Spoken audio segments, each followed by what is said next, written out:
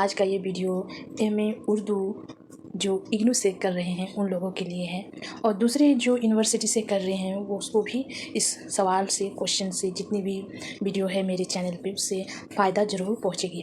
तो दूसरे यूनिवर्सिटी से जो लोग देख रहे हैं वो भी देखें और प्लीज़ लाइक कमेंट करने की कोशिश कीजिए।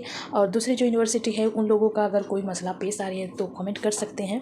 और इग्नू का ये MUD 003 जो बुक है, इससे पहले 001 और 002 की मैं बता चुकी हूँ। 20 नंबर्स का आने वाला है क्वेश्चन, यही सबका ये है कि 20 नंबर्स का क्वेश्चन आने वाला है। लेकिन मैं इससे पहले 5 मार्क्स, 10 मार्क्स और 2 मार्क्स, 1 मार्क्स के इन सारे क्वेश्चन का अपलोड की हूँ। तो ऐसा नहीं है कि वो जो सारे क्वेश्चन मैं अपलोड की हूँ वो क्वेश्चन बेकार हो गया या फिर वो नोट्स बेकार हो गए। लेकिन काउंसलिंग के दौरान सर बताए हैं कि 20 नंबर्स का क्वेश्चन आएगा, तो इसीलिए मैं जो क्वेश्चन अपलोड की हूँ पहले ही उसी क्वेश्चन से मैं बताऊँगी कि 20 नंबर्स आंसर कैसे होगा। इससे पहले मैं वीडियो में भी बता चुकी हूँ, लेकिन ये दूसरा सब्जेक्ट है, दूसरा ये है MUD 003 है, और उससे पहले मैं MUD 002 और 1 को बता चुकी हूँ। आप उस सारे वीडियो मेरे डिस्क्रिप्शन बॉक्स के लिंक के जरिए देख सकते हैं, या फिर आप मेरे चैनल के पेज पर जाने के बाद देख सकते हैं वीडियो ऑप्शन के साथ, है ना। तो इन सब का प्लेलिस्ट भी बना हुआ है, आप एक ही बार प्लेलिस्ट से भी देख सकते हैं। तो इसका जो ब्लॉक 1, ब्लॉक 2 इन सब का मैं क्वेश्चन अपलोड की हूँ। तो सिर्फ आप लोगों को ये करना है कि जो क्वेश्चन पहले से आप लोग याद कर रहे हैं उसको थोड़ा सा ज़्यादा करके याद कीजिए, या फिर अगर आपका याद हो गया है तो जवाब जब आप लिख रहे हैं तो आप ऊपर में डायरेक्शन देख लीजिए कि आपको कितना वर्ड में जवाब देना है। होता है ऊपर लिखा रहता है कि 100 वर्ड में जवाब देना है, ऊपर में लिखा हुआ रहता है कि आपको कितना वर्ड में लिखना है, जैसे 100 वर्ड में लिखिए, 200 में लिखिए, 300 वर्ड में लिखिए, तो उसके हिसाब से आपको जवाब देनी है। तो जिस तरह आप देख रहे हैं दास्तान शब रस का खुलासा अपनी ज़बान में तहरीर कीजिए। तो इसका जो शब रस का जो दास्तान है बहुत लंबी है, और अपनी ज़बान में तहरीर कीजिए, मतलब आपको जो शब रस पढ़ने के बाद जो समझ में आई है उसको आपको लिखनी है। तो मेरे बोलने का मतलब, अगर वहाँ पे 100 वर्ड्स लिखने के लिए बताया गया तो आप स्टोरी जो दास्तान है उसको शॉर्ट्स में समझाने की पूरी स्टोरी को कोशिश कीजिए। अगर 20 नंबर्स के बताए हैं तो जो आपका पूरा डिटेल्स माइंड में जो चल रहा है, जो आप याद किए पूरा डिटेल्स में, वो डिटेल्स लिखिए।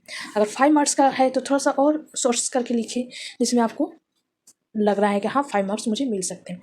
तो लेकिन पूरा दास्तान बताने की कोशिश कीजिए, है ना। मेरा बोलने का मतलब यही है कि पूरा दास्तान लिखने समझाने की कोशिश कीजिए, चाहे 100 वर्ड में बोल रहा है या फिर 20 वर्ड में 200 वर्ड में बोल रहा है, लेकिन पूरा दास्तान समझाने की कोशिश कीजिए। उसी तरह मिला वजह की हालात ज़िंदगी पर मुख्तसर नोट लीजिए।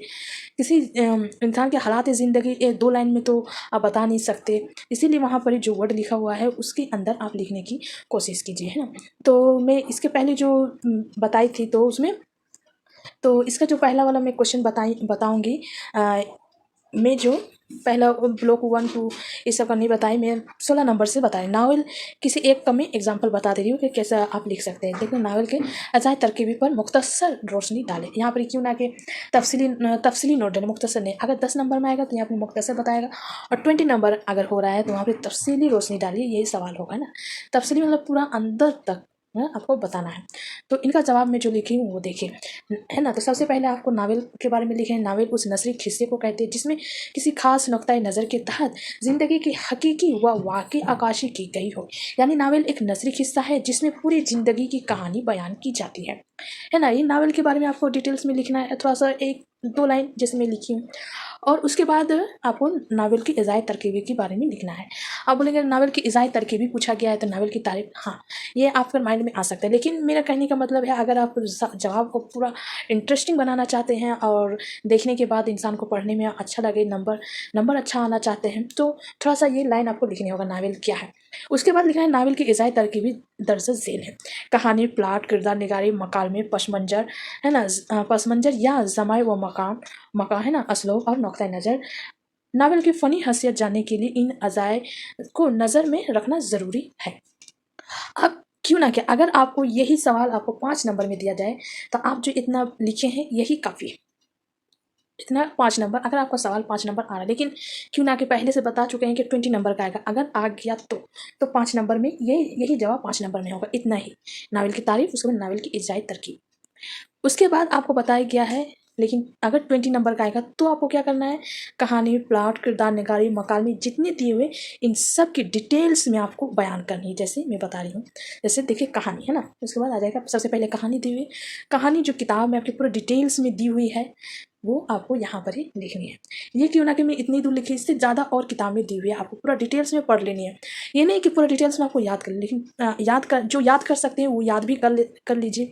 और जो जिसका एक होता है कि याद नहीं होता है, 2 बार 3 बार पढ़ ले उसको याद रह जाता है, वो अपनी ज़बान में लिख सकता है। कितना आदमी अपनी ज़बान में लिख नहीं सकता है, पूरा किताब का जो लैंग्वेज होता है वही लिखता है, तो उसको याद करने होता है ना। तो जिसको याद करने का होता है वो पूरा याद कर लीजिए, और जिसको अपना लैंग्वेज में लिखना है पढ़ने के बाद तो वो 2 से 3 बार पढ़ लें और उसके बाद अपना लैंग्वेज में लिखे, लेकिन पूरा डिटेल्स में लिखनी है ना। तो ये कहानी का हो गया। उसके बाद कहानी के बाद प्लॉट आ जाएगा, प्लॉट का इस तरह आपको लिखना है प्लॉट के बारे में। उसके बाद किरदार निगारी है, तो किरदार निगारी के बारे में आपको लिखना है। लेकिन यहाँ पर देखिए मैं हेडिंग, यहाँ पर हेडिंग दिया हुआ है, तो जो भी आप एग्जाम के पेपर में जब लिख रहे हैं तो हेडिंग इस तरह से देने की कोशिश कीजिए, इस तरह के हेडिंग देने की कोशिश कीजिए ना। किरदार निगारी के बारे में लिख रहे हैं तो किरदार निगारी को थोड़ा सा मोटा करके, या फिर ब्लैक पेन अगर यूज करने के लिए दिया जा रहा है तो ब्लैक पेन, उसके बाद ब्लू पेन से आप बाकी का जवाब लिखें। अगर 2 पेन यूज करने नहीं दिया जा रहा है तो ब्लू से अगर लिखने के लिए दिया जाए, सिर्फ ब्लू यूज हो रहा है तो ब्लू से उसको जो किरदार निगारी है उसको थोड़ा सा मोटा करके लिख दीजिए, डबल लाइन में लिख दीजिए, है ना। उसके बाद उसका जो नीचे में उसका तारीफ है उसके बारे में डिटेल से उसको लिखने की कोशिश कीजिए, जितने भी सारे। ये नहीं कि यही वाला नावल, दूसरा भी कुछ ऐसा होगा, जैसे दास्तान किया जाए तरकीबी, ड्रामे किया जाए तरकीबी, जो भी, तो उसका जो हेडिंग, किसी भी सवाल का जो हेडिंग अगर आप दे रहे हैं तो उस हेडिंग को या तो ब्लैक पेन से लिखिए, अगर ब्लैक पेन यूज नहीं करने दे रहा है तो ब्लू से उसको डबल लाइन में लिख दीजिए, या फिर अंडरलाइन कर दीजिए, जो आँख में पड़े ना, जो देखने में थोड़ा सा खूबसूरत लगे और नज़र में आए कि क्या लिखने की किया है, तो उसको अंडरलाइन कर दिया तो एक बार लिखिए उसका अंडरलाइन कर दीजिए, है ना। तो इस तरह के थोड़ा सा खूबसूरती के साथ लिखने की कोशिश कीजिएगा। उसके बाद आ जाएगा मकालमे, मकालमे के बाद आ जाएगा जमा व मकान, उसके बाद आ जाएगा असलो, उसके बाद आ जाएगा नुक्ताए नज़र, है ना। तो ये हो गया सारा नावल की अजायद तरकीबी के बारे में। नावल क्या है, नावल की कितनी किस्में हैं और किनको नज़र में रखनी चाहिए, है ना। तो ये हो गया। उसके बाद आ जाएगा सवाल, ये हो गया नावल के बारे में। मैं एक और दूसरा जो है उसके बारे में भी लिखने की, बताने की कोशिश की हूँ, है ना। तो यहाँ पर दिया हुआ नावल उम्रा और जाने अदा, है ना, उम्रा और जाने अदा की खुसूसियात बयान कीजिए। तो आपकी ये किताब में दी हुई है ना, किताब में दी हुई है। उसको जो नावल की देखिए यहाँ पर ये किताबी लाइन दिया हुआ है, देखिए नावल उम्रा और जाने अदा की खुसूसियात, तो इसी तरह आपको हेडिंग देनी है, उम्रा और जाने अदा की खुसूसियात, है ना। तो लिखने के दौरान थोड़ा सा खूबसूरती से लिखने की कोशिश कीजिए, जिससे एग्जामिनर को देखने में इंटरेस्ट लगे और आपको नंबर अच्छा दे, है ना, खुशी से। तो उसके बाद आ जाएगा ये जितनी भी किताब में आपको दी हुई, इतनी सारी दी हुई है, ये सारी आपको पढ़ लेनी है ना। एक बार जरूर, 1 से 2 बार जरूर आपको ये पढ़ लेनी है ना। पढ़ने के बाद आपके जो माइंड में आए उसका जवाब अपना लैंग्वेज में, या फिर अगर आप याद कर सकते हैं, काफ़ी लोग याद कर सकते हैं, मुझे पता है काफ़ी लोग ऐसा होता है कि जैसे कि किताब में लिखी हुई वैसे हूबहू याद भी कर सकते हैं, लेकिन कुछ लोग नहीं सकते हैं। जो लोग नहीं सकते, अपनी लैंग्वेज में लिखने की आदत है, वो 1 से 2 बार पढ़ लें और पढ़ने के बाद फिर उसको लिखने की कोशिश कीजिए, घर ही में लिखने की कोशिश कीजिए और देखिए कि आपका कितना हद तक सही हो रहा है, कितना हद तक नहीं। तो ये सारी चीज़ करना ज़रूरी है, क्यों ना कि अगर आपको अच्छा नंबर लाना है एमए में, तो ये सारी चीज़ें प्रैक्टिस करने की काफ़ी ज़रूरत है। ये नहीं कि हम एग्ज़ाम देने चल जाएंगे, है ना, तो लिख लेंगे, मुझे पता है क्या है क्या नहीं, लेकिन ऐसा नहीं कीजिए, क्योंकि ये बहुत बड़ा एग्ज़ाम है, एमए है ना, छोटा क्लास 1 2 का एग्ज़ाम नहीं है।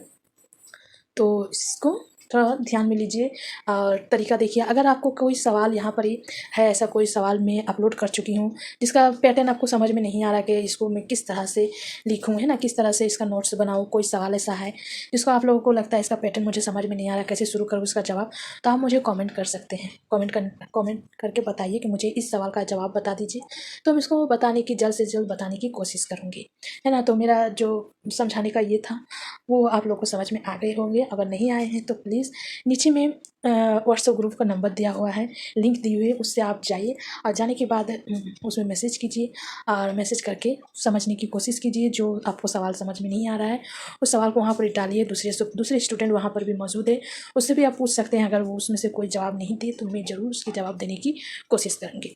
आज के लिए यहीं तक।